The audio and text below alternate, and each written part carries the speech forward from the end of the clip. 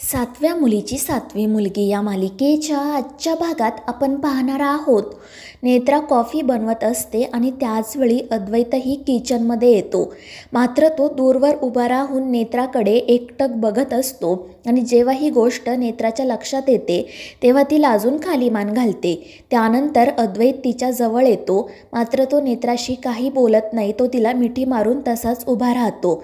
तर नेत्रा लाजून कॉफी बनवत असते आणि मग त्यानंतर ती कॉफी मग अद्वैतकडे देते. पण तितक्यात तिचं लक्ष समोरून येणाऱ्या रुपालीकडे जातं. त्यामुळे ती आणि अद्वैत पटकन खाली बसतात, जेणेकरून ते रुपालीला दिसू नयेत. त्यानंतर रुपाली किचनमध्ये येत आजूबाजूला बघते, मात्र तिथे कोणीही नसल्याने ती पुन्हा तेथून निघून जाते. आणि मग अद्वैत आणि नेत्रा हळूच उभे राहतात आणि रुपाली त्या ठिकाणी तर नाहीये ना हे बघून ते पटकन किचनमधून जाण्यासाठी निघतात.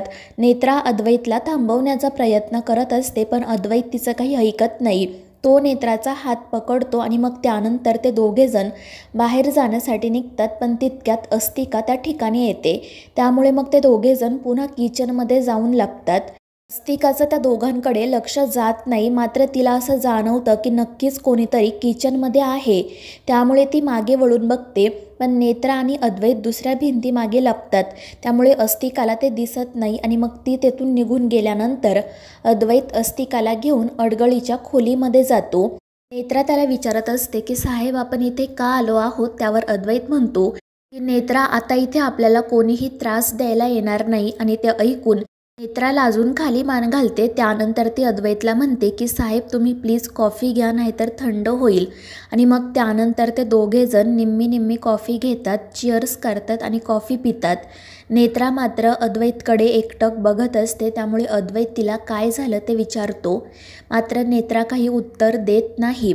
आणि मग त्यानंतर ती अद्वैतला म्हणते की साहेब, पुन्हा आपण असं भेटायला नको, कारण जर ही गोष्ट विरोचकाला आणि त्या अस्तिकाला समजली तर खूप मोठा प्रॉब्लेम होईल. आपल्याला जपून पावलं टाकावी लागणार आहेत.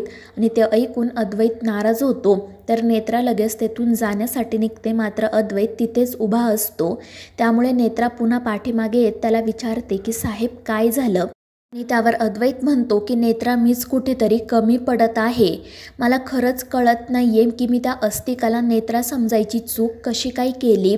आणि त्यावर नेत्रा त्याला समजवण्याचा प्रयत्न करते, पण अद्वैतला खूप पश्चाताप होत असतो. तो म्हणत असतो की नेत्रा, तू जेवढं माझ्यावर प्रेम करतेस ना, तेवढं मी तुझ्यावर प्रेम नाही करत, आणि म्हणूनच माझ्या हातून अशी चूक घडली.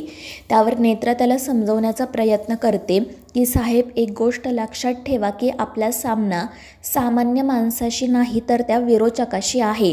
मला मान्य आहे की त्रेतायुगामध्ये विरोचक जेवढा शक्तिशाली होता तेवढा आता नाही आहे, मात्र तरीही तो धूर्त आहे, एक राक्षस आहे. आणि त्याच्यापासून आपल्याला सावधच राहायला हवं. आणि मला माहिती आहे या सगळ्यात तुमची काही चूक नाही आहे. तुमच्या डोळ्यांसमोर जे काही घडत होतं त्याच्यावर तुम्ही विश्वास ठेवला. त्यावर अद्वैत म्हणतो की हो नेत्रा, माझा मेंदू मला सांगत होता की तीच नेत्रा आहे, मात्र माझं मन ते मानायला तयारच नव्हतं. माझ्या डोळ्यांसमोर सतत तुझा चेहरा यायचा, मात्र समोर ती अस्तिकाच्या रूपातली नेत्रा असायची. मला कळत नसायचं की मला काय होत आहे. आणि मग नंतर असं वाटलं की कदाचित ती तूच असशील, फक्त तुझा चेहरा बदलला आहे. मात्र तरीही कुठेतरी माझं मन ही गोष्ट कबूल करत नव्हतं. त्यावर नेत्रा त्याला समजावते की साहेब, जेवढं मी तुमच्यावर प्रेम करते ना, त्यापेक्षा जास्त प्रेम तुम्ही माझ्यावर करता, आणि म्हणूनच तर तुम्ही मला शोधून काढलं ना. त्यावर अद्वैत म्हणतो की मी नाही तर देवी आईनेच मला मदत केली. त्यावर नेत्रा म्हणते हो साहेब, कारण देवी आईला सुद्धा माहीत आहे की माझ्या साहेबांचं माझ्यावर किती प्रेम आहे ते, आणि म्हणूनच ते आपल्या दोघांना कधीही एकमेकांपासून वेगळं करणार नाही. आणि मग ते रडतच एकमेकांना मिठी मारतात. त्यानंतर नेत्रा अद्वैतला विचारते की साहेब, काल रात्री ती अस्तिका नेमकं काय बोलली? आणि त्यावर अद्वैत नेत्राला काल रात्री घडलेला सगळा प्रसंग सांगतो.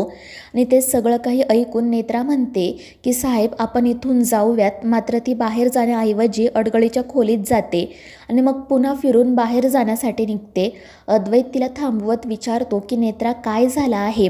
पण नेत्रा काही बोलायला तयारच नसते. तिने नाराज होऊन खाली मान घातलेली असते. तर अद्वैत मुद्दाम नाटक करत म्हणतो की नेत्रा, काल रात्री माझ्यामध्ये आणि अस्तिकामध्ये नेमकं काय झालं हे तू विचारणार नाहीस का?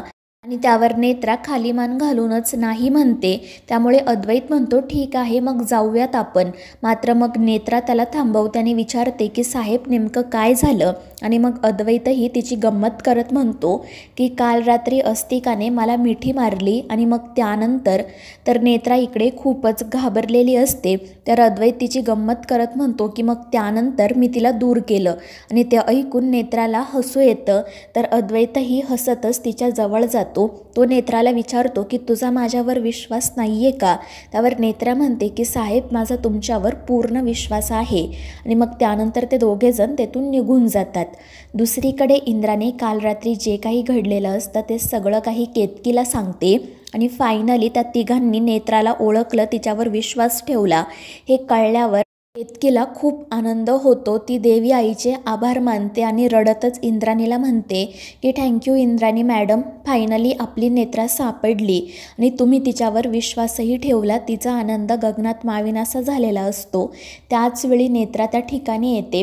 केतकी रडतच तिच्याजवळ जाते आणि आनंदाने तिला मिठी मारते. ती खूप खुश असते. तर नेत्राला सुद्धा खूप आनंद झालेला असतो. आणि मग त्यानंतर नेत्रा इंद्राणीसोबत बोलायला जाते. इंद्राणी तिला सांगत असते की नेत्रा, आता आपल्याला लवकरात लवकर शोधून काढायला हवं की असं नेमकं काय आहे ज्यामुळे त्या अस्तिकाचं गरुड देवापासून रक्षण होत आहे. पण त्यांचं बोलणं सुरू असतानाच अस्तिका त्या ठिकाणी येते. केतकी काकू पटकन या दोघींना इशारा करतात, त्यामुळे त्या दोघीही काही बोलत नाही. त्यानंतर अस्तिका त्या रूममध्ये जाते. ती पुन्हा नाटक करत केतकी आणि इंद्राणीला विचारत असते की या अस्तिकाने तुम्हाला काही खायला प्यायला दिलं तर नाही ना? त्यावर त्या दोघीही नाही म्हणतात. तर अस्तिका त्यांना सांगत असते की हिच्या हातून तुम्ही पाणीसुद्धा पिऊ नका. मी आता देवघरामध्ये जाते, देवी आईची पूजा करते आणि मग त्यानंतर आपल्यासाठी चहा नाश्ता बनवते. त्यावर त्या दोघीही हो म्हणतात आणि मग अस्तिका तेथून निघून जाते. गेल्यानंतर नेत्रा इंद्राणीला म्हणते की आत्या, मी सुद्धा तिच्या पाठोपाठ जाते. तर इंद्राणी म्हणते की मी सुद्धा तुझ्यासोबत येते. पण नेत्रा तिला थांबवते. ती म्हणते की नाही आत्या, जेव्हा मी एकटी असते ना तेव्हाच ती माझ्यासमोर अस्तिका म्हणून वावरते. जर तुम्ही आलात ना तर तिची नाटकं पुन्हा सुरू होतील. त्यावर इंद्राणी म्हणते ठीक आहे, पण तू काळजी घे. आणि मग नेत्रा अस्तिकाच्या पाठोपाठ देवघरात जाते. तर इंद्राणी मात्र इकडे काळजीत पडते. केतकी तिला विचारते की काय झालं इंद्राणी मॅडम, अचानक तुमच्या चेहऱ्यावर टेन्शन का आलं? आणि त्यावर इंद्राणी म्हणते की मला नेत्राची खूप काळजी वाटत आहे. आणि ते ऐकून केतकीसुद्धा काळजीत पडते. तर मित्रांनो, या मालिकेच्या पुढील भागांच्या अपडेटसाठी आपल्या चॅनेलला सबस्क्राईब करा.